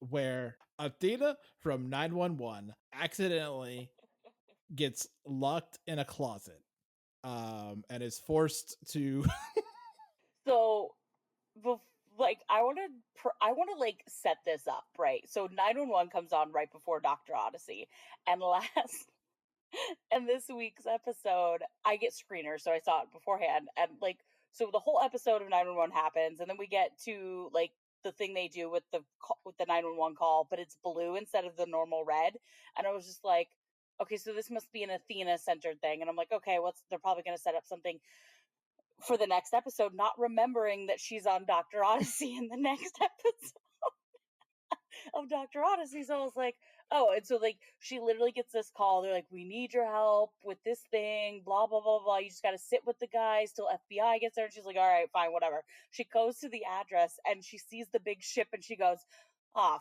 fuck. Like she, not really fuck, but she like literally says, like, no, no, no. Like she's like, this is not happening. And then it cuts to Dr. Odyssey. It's so funny. So, which is great setup in my opinion, like between two crossover episodes. So Joshua Jackson lets her out of this closet that she's gotten accidentally trapped in, and she stumbles out and she's like, no, no, no, please tell me I'm not a cruise. Yeah, she is full on traumatized from her cruise from season 7. Like lady is like, this is her, and I like that they did a really good job with like the flashes of memory with this. Like it was so good. Yeah, she treats a cruise like it is her own personal Jurassic Park. Because it is. It's actually really funny. Like it is treated as if this is like her serial killer. That is her villain origin story. A cruise ship. Yes. Like no, because in season 7 when she gets on the cruise and like the whole capsized cruise ship thing happens and pirates get on board, she literally tells her therapist that she has had a fear of cruise ships and water since she saw Poseidon when she was a child. So this has been a deep-seated fear of hers for a very long time, and that she gets stuck on a cruise ship twice in like the span of a year. There's a very fun investigation of who is casing the cruise ship and trying to rob from their vault, and I think that's really well done. There's a lot of like good buddy cop stuff from Joshua Jackson and Angela Bassett, yes. There's a lot of really good buddy cops from Joshua Jackson and Angela Bassett, and it's very fun. I also have to say, Angela Bassett ate every outfit that she wore in this episode. And she wore so many outfits. So many different outfits. And she ate every single one of them because Angela Bassett is flawless. Yes. It's really good. I do think they went for kind of an easy, feel good wrap up plotline with a girl with a like a terminal heart condition, who Hmm. just happens to get a heart at the end of the episode. It's like that's a little cheap. When like the whole point of her character was like, I'm going out with a bang, you know. I'm Right. dying. I'm dying. I'm never gonna get a heart. I'm going out on top, you know. Yeah. That's kind of cheap. That kind of lessens the impact of like, That's a very Ryan Murphy thing to do. yeah, but it's fine. It's really fun. Also, that girl has to fly back with like two criminals on a helicopter. And I just don't. I don't know if that's legal or allowed, even with the FBI. But I also think it doesn't matter because if you look at it, both 911 and Dr. Odyssey are very silly, unrealistic shows. That's true. That's true. There's no realism involved in anything because, like, there's no way 90% of the medical things they do on Dr. Odyssey would actually be able to happen on a cruise ship. No, no, absolutely not. Because I'm pretty sure cruise ships only have like basic doctor abilities. Because I know, because my mom went on a cruise ship and a woman got sick and they had to turn back around to drop her off on land. That's okay. We like that it's not logical or realistic. That makes it more fun. And this is a very fun show. I just wish that they would figure out what they're doing with some of these relationships. Just let it be polyamory. Like it's not that hard. No, it's not. Just do it. But we just keep sticking with love triangle and it's boring. Moving on to our next show. As Harley Quinn with the season finale. The mess is the point. And I just have to tell you how much I don't care for Lena being a villain this season. Oh, she's continued to be a villain. Continued to be the villain is the big bad of the season. And it's just, I kind of hate it. And I don't know. It's just very boring. It's like the most rote thing you can do with Lena Luthor. Hmm. And I know there's some, like, there have been like some comic book storylines over the years with like, you know, this kind of thing of like Lex with their sister and Lena and like eventually being bad and like, and you know, Supergirl touched on this a lot, but it's just extremely boring. Especially because, like, if you think about it, like, we've already been down the villainous Luther character with Lex. Like, we don't need it also with Lena. Like, Right. let her do other cool, awesome things. Well, and it's even more redundant when you bring Lex back at the end of the season Oh my god. and Even they worse. both team up together. No. Yeah, yeah. Who notably is not voiced by Giancarlo Esposito. Is very much not voiced by him. And that's That's weird. yeah, no, it is instead voiced by Wendell Pierce Okay. from Not sure why they The switched it Wire. up. And Wendell Pierce is 100% not doing a Giancarlo Esposito impression. Okay, so it feels like Lex has become a pod person. Yeah, no, definitely. Like it's Got it. just Wendell Pierce. It's just like we don't even have like a lot of the Andrew Tate isms from like last season. It's just a very Hmm. straight Lex Luthor. It's very weird. And I just don't care for any of that. Yeah, I have to say I think overall the season has been a disappointment because I can't imagine this was your big idea. It's just kind of unbelievable to me. It's always sad when you get a disappointing finale for like a show that you generally love. Yeah, but it's been like this for a few episodes. Well, no, that's I'm not like so far behind. Like I'm like I think I've got the finale and the pre-finale like episodes to watch. That's it. Yeah. But like you know what I mean? Like even still, like having this season be not as on par with the rest of the show, like it's kind of disappointing. Yeah. Yeah, I think I might leave it there because I'm just pretty down on Harley Quinn. You're just I'm just dumbfounded. kind of dumbfounded by it. It's just really lame. You know, to do a character who is popular for the most part because of Katie McGrath's interpretation of her on Supergirl. Just to do this Yeah. to follow it up with, I kind of hate it. Oh I yeah. kind of hate it. Let's move on to our next show. Severance, season 2, episode 10, entitled Cold Harbor. So I do want to catch up a little bit with some of the previous episodes. I think it was episode 6, the big Gemma episode, is one of the best episodes that I've seen in quite a while. Yeah. It is tremendous. Just like the directorial flourishes. This is an episode that makes me go, okay, this was worth 3 years. You know, this is that good. Absolutely. Deachin Lockman is so good. She is phenomenal. Like, if she doesn't get some sort of Emmy after this, I'm gonna be really dumbfounded. I think that she is the best. I'm trying to find the best way to say this. I think she's like the best genre character actor working right now. Okay. You know, of someone who comes in and you're like, oh, I know that person, and she delivers a great performance. You know, Right.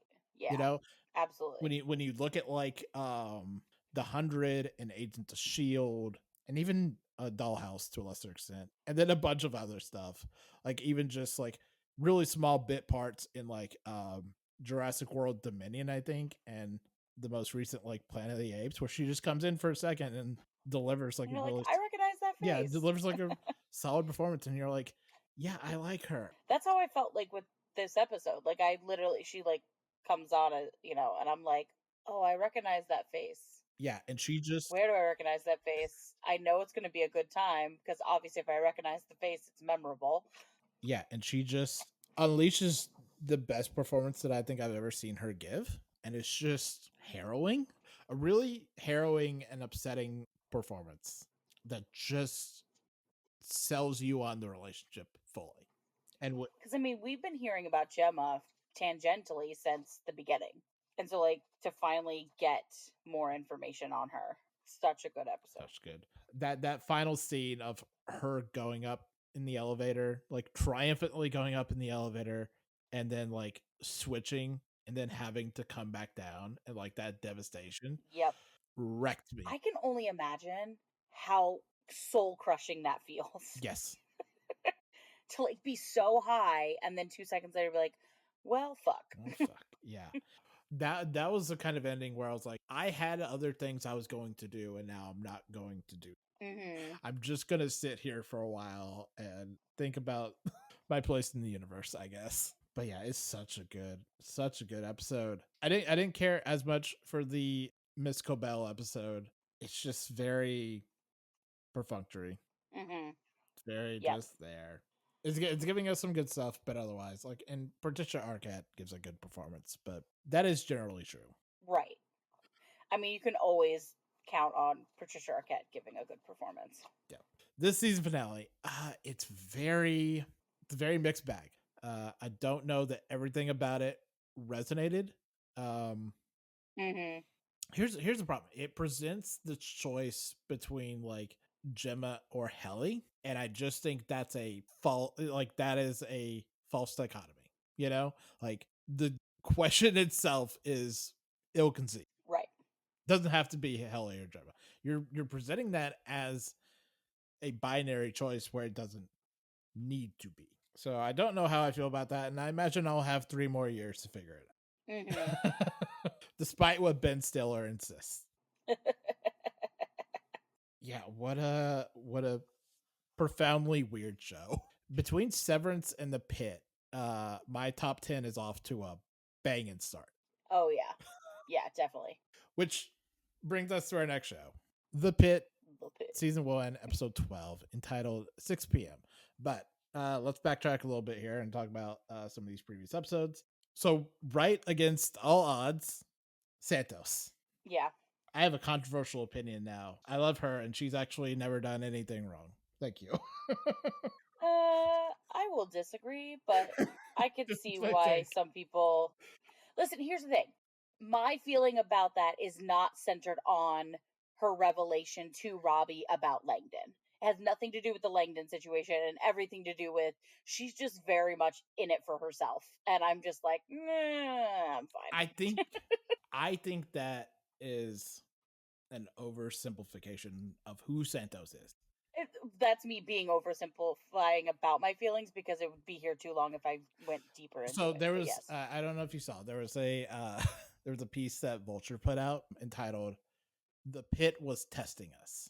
Was going into how the Pit was priming us for a kind of anti-Santos feeling, only for it to pull the rug, and that being the point. Mhm. And there was a part of it that I really liked of like, if Santos was someone else, would we have this revulsion of her? If she wasn't, Yes. if she was more white, if she wasn't a woman, if the positions between Santos and Langdon were flipped, would people still have the same feelings for her? If Santos wasn't mean, if Santos wasn't arrogant, if Santos wasn't, you know, all of the things that Santos is. Okay, but here's the thing.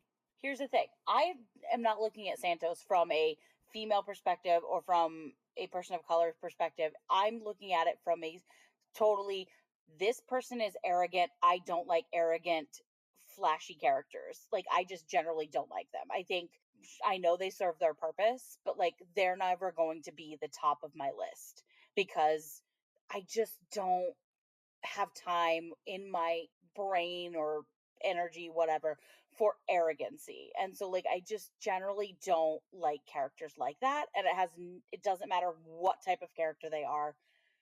I'm kind of the same way about characters that cheat on their partners. Like, I have certain, and that might be a very controversial take for me to be that very like centered and like narrow minded about that. But like, arrogant characters, no matter who they are or what type of character they are, I'm not gonna like you. You know what I mean? Like, it's just what it is. I tried with Santos, I really did, but every time we turned around, she was just out for herself and not really being a team player, and I'm just not in for that. Right, but I think the same thing is said for Langdon.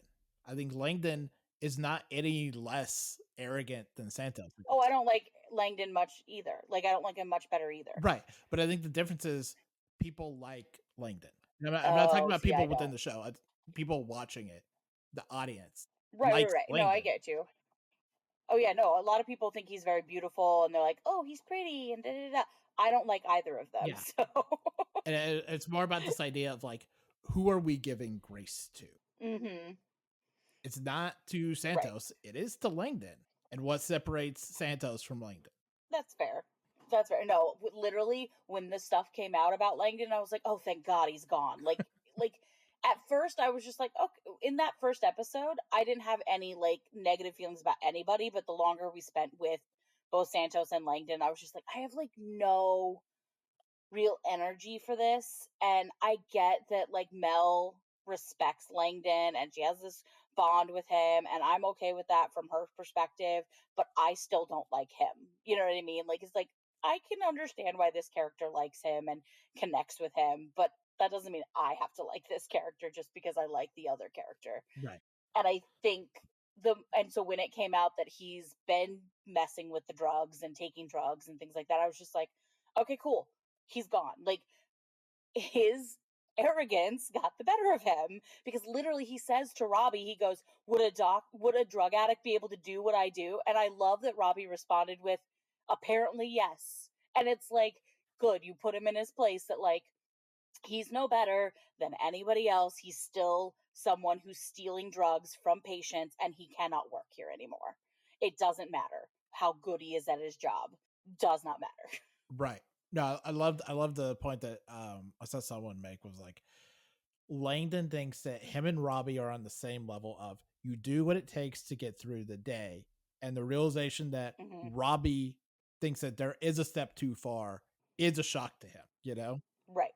because he thought they were united in this belief. That's it's such a good blow up. Like, it's such a good blow up from Robbie to Langdon. It's really great. Really good. As I saw a lot of people pointing out, really good parallel to that really infamous ER plotline.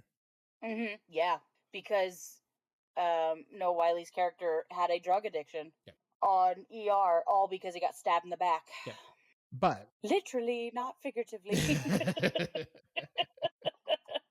speaking of Dr. Robbie, in 12 hours, this man has had to deal with needing to go to the bathroom. I don't know if he ever did get to, I'm assuming he did get to go to the bathroom, but like that was a big thing for like a few episodes, whatever. But like also he has to deal with the emotions that are running high in his head because it's the anniversary of his mentor dying. One of his doctors gets attacked by a patient, or one of his nurses gets attacked by a patient. One of his doctors has a miscarriage. The other doctor's stealing pills. Like this man, and then there's this big ass shooting, and it's like, this guy cannot catch a break on what was supposed to be his day off. No, I was thinking before this episode came, I was thinking like last week or a week before, I was like, so they keep saying they only have like another hour or two on their shift, and I know we have 15 episodes. So how are we stretching this to 15 episodes? Are we going to spend like the last couple of episodes with a whole new roster of people? No. And then the shooting happened, and it was... I knew the minute that they kept saying, oh, 1 more hour left in the shift, 2 more hours left in the shift, I'm like, oh, that's like saying, hey, the ER is quiet. Do not ever say that, because then you're going to be there for another 3 or 4 hours. Right. I was like, oh, something big's coming down the pipeline that's going to force them all to stay past the end of their shift, where they have to be all hands on deck. Yes. And sure enough, what's his face from the first episode comes back in this latest episode. And Robbie's like, oh, thank God you came back. And he's like, of course, I'm here, I'm available, like, put me in. And then I understand why I honestly wish that Robbie had continued to kick Langdon out, because he did fire him. Yeah. It does not matter what's going on. You have been fired. You should not be allowed to help out right now.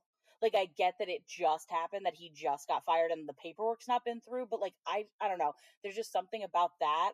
I understand there's bigger things to worry about, but I would not have trusted that man with his hands on any patients after what I know. Well, was he fired? The indication I got was that he was suspended. No, he said, you are gone. Get out of here. Well, he said go home. Yeah, but it was very final. And so like I got the impression, and a lot of reviewers got the impression, that he has been fired. He's caught with drugs. Like it's an automatic firing. Right. Technically. I mean, yeah, whatever. Either way, he should not have been there, and they should have still pushed him out, because like either way, you are in trouble. You're not supposed to be here. We cannot trust you with patients. But this whole episode is so stressful. So upsetting. So stressful. I go back to my goat pick this week, is that like Mel killed it this episode, but it was still so like that. She really proved her muster. Like, she took charge of where she was at in the ER and said, okay, we need to do this, this, and this. And they're like, well, we're out of this. And she's like, take my blood then. I'm right here. Just take it. Mm-hmm. She's like, I am a donor. I can work. Like, and I was like, that's when they were like, oh yeah, we could set up a blood donation section in the ER. And it's like, you guys didn't think of this beforehand? Like, but yeah, no, it was very, very intense. I was trying to keep track of everybody, and it was impossible. Like, it's just truly impossible. You cannot keep track of which people they're working on, and what's going on, and who's doing what. Like, it's very real to life ER feel. Like, it truly felt like a very busy city ER. Yeah. Right? Here's been a major devastation. We got to get rid of all the current people in the ER, send them somewhere else, so that we have space for the plethora of new people coming in. Yes. Yeah. No, I love that scene of McKay's husband walking through the ER. Oh yeah, and he's like freaked out. Yeah, and just looking upon it like as if it is an actual MASH unit, and just the utter carnage and chaos. And he's like, and then he just walks into the other room with his son, and he's like, I have seen things. I can never leave this room. I honestly, when he first showed up at that elevator bay trying to get down to the ER, and he's like, I'm going to get my son, I was like, oh dear God, this is going to turn into a missing child situation. Like, that's seriously where I thought it was going to go, because, McKay had literally told him, you do not get to have him. Yeah. You are injured. I'm going to take him. And the fact that he was like, no, I'm going to get my kid. I'm like, oh shit, that's going to turn into a mass casualty event. And also McKay's going to look up at any moment and be like, where the fuck is my kid?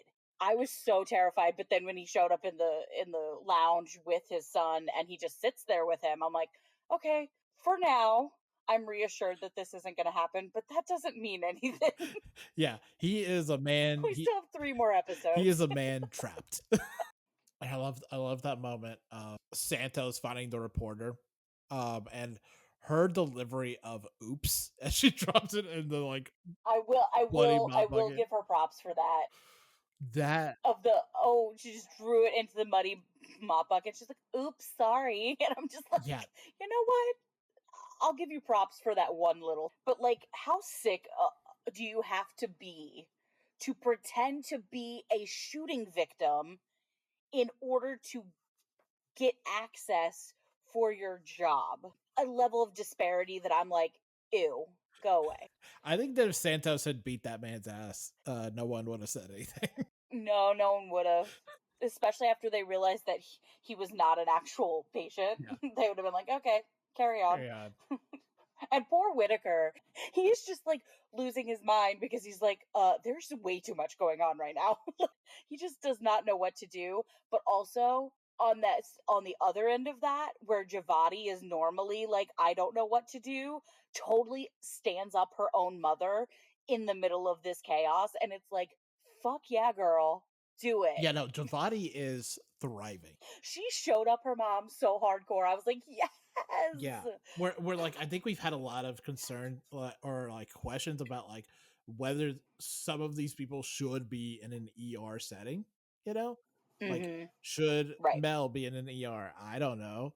Should Santos be in an ER and not in surgery? Probably not. Santos is a surgeon. No, I don't think Santos should be in the ER. Santos is a good doctor, but she is a surgeon. Yeah, she's got the surgeon mentality. I'm still not convinced about Whitaker. I love him to death, but like I'm still not convinced on where he lands on that question. Yeah. But definitely Javati and Mel showed us this episode that, oh no, they are perfect for the ER. Like they have their heads on straight in the middle of chaos. Yeah, that was so good. I still think that Mel probably belongs in like a slower pace. Maybe. I don't know. I think this has a timer for Mel, you know? Like I think at like the high pace, I think she needs that moment of like a relative peace, you know? Where like she can deal with like one-on-one patients. Right. I don't think it's going to be found in an ER, you know? Maybe, yeah. Although I'd also say the same thing about Mohan? Yeah, the other resident. Mohan, the one they call Slow-Mo? Yeah, Slow-Mo. Which in this episode, she actually proves that she can do shit fast when she wants to. Yeah, but she's just such a good doctor. She just elevates it so high. Yeah. I'm also just very anxious about Robbie right now because he is 2 seconds away from like having a full-on meltdown if he can't get a hold of Jake in some capacity. Like he needs to know where that boy is, or he is going to have a full-on mental breakdown that he's been holding off for this whole 12 hours.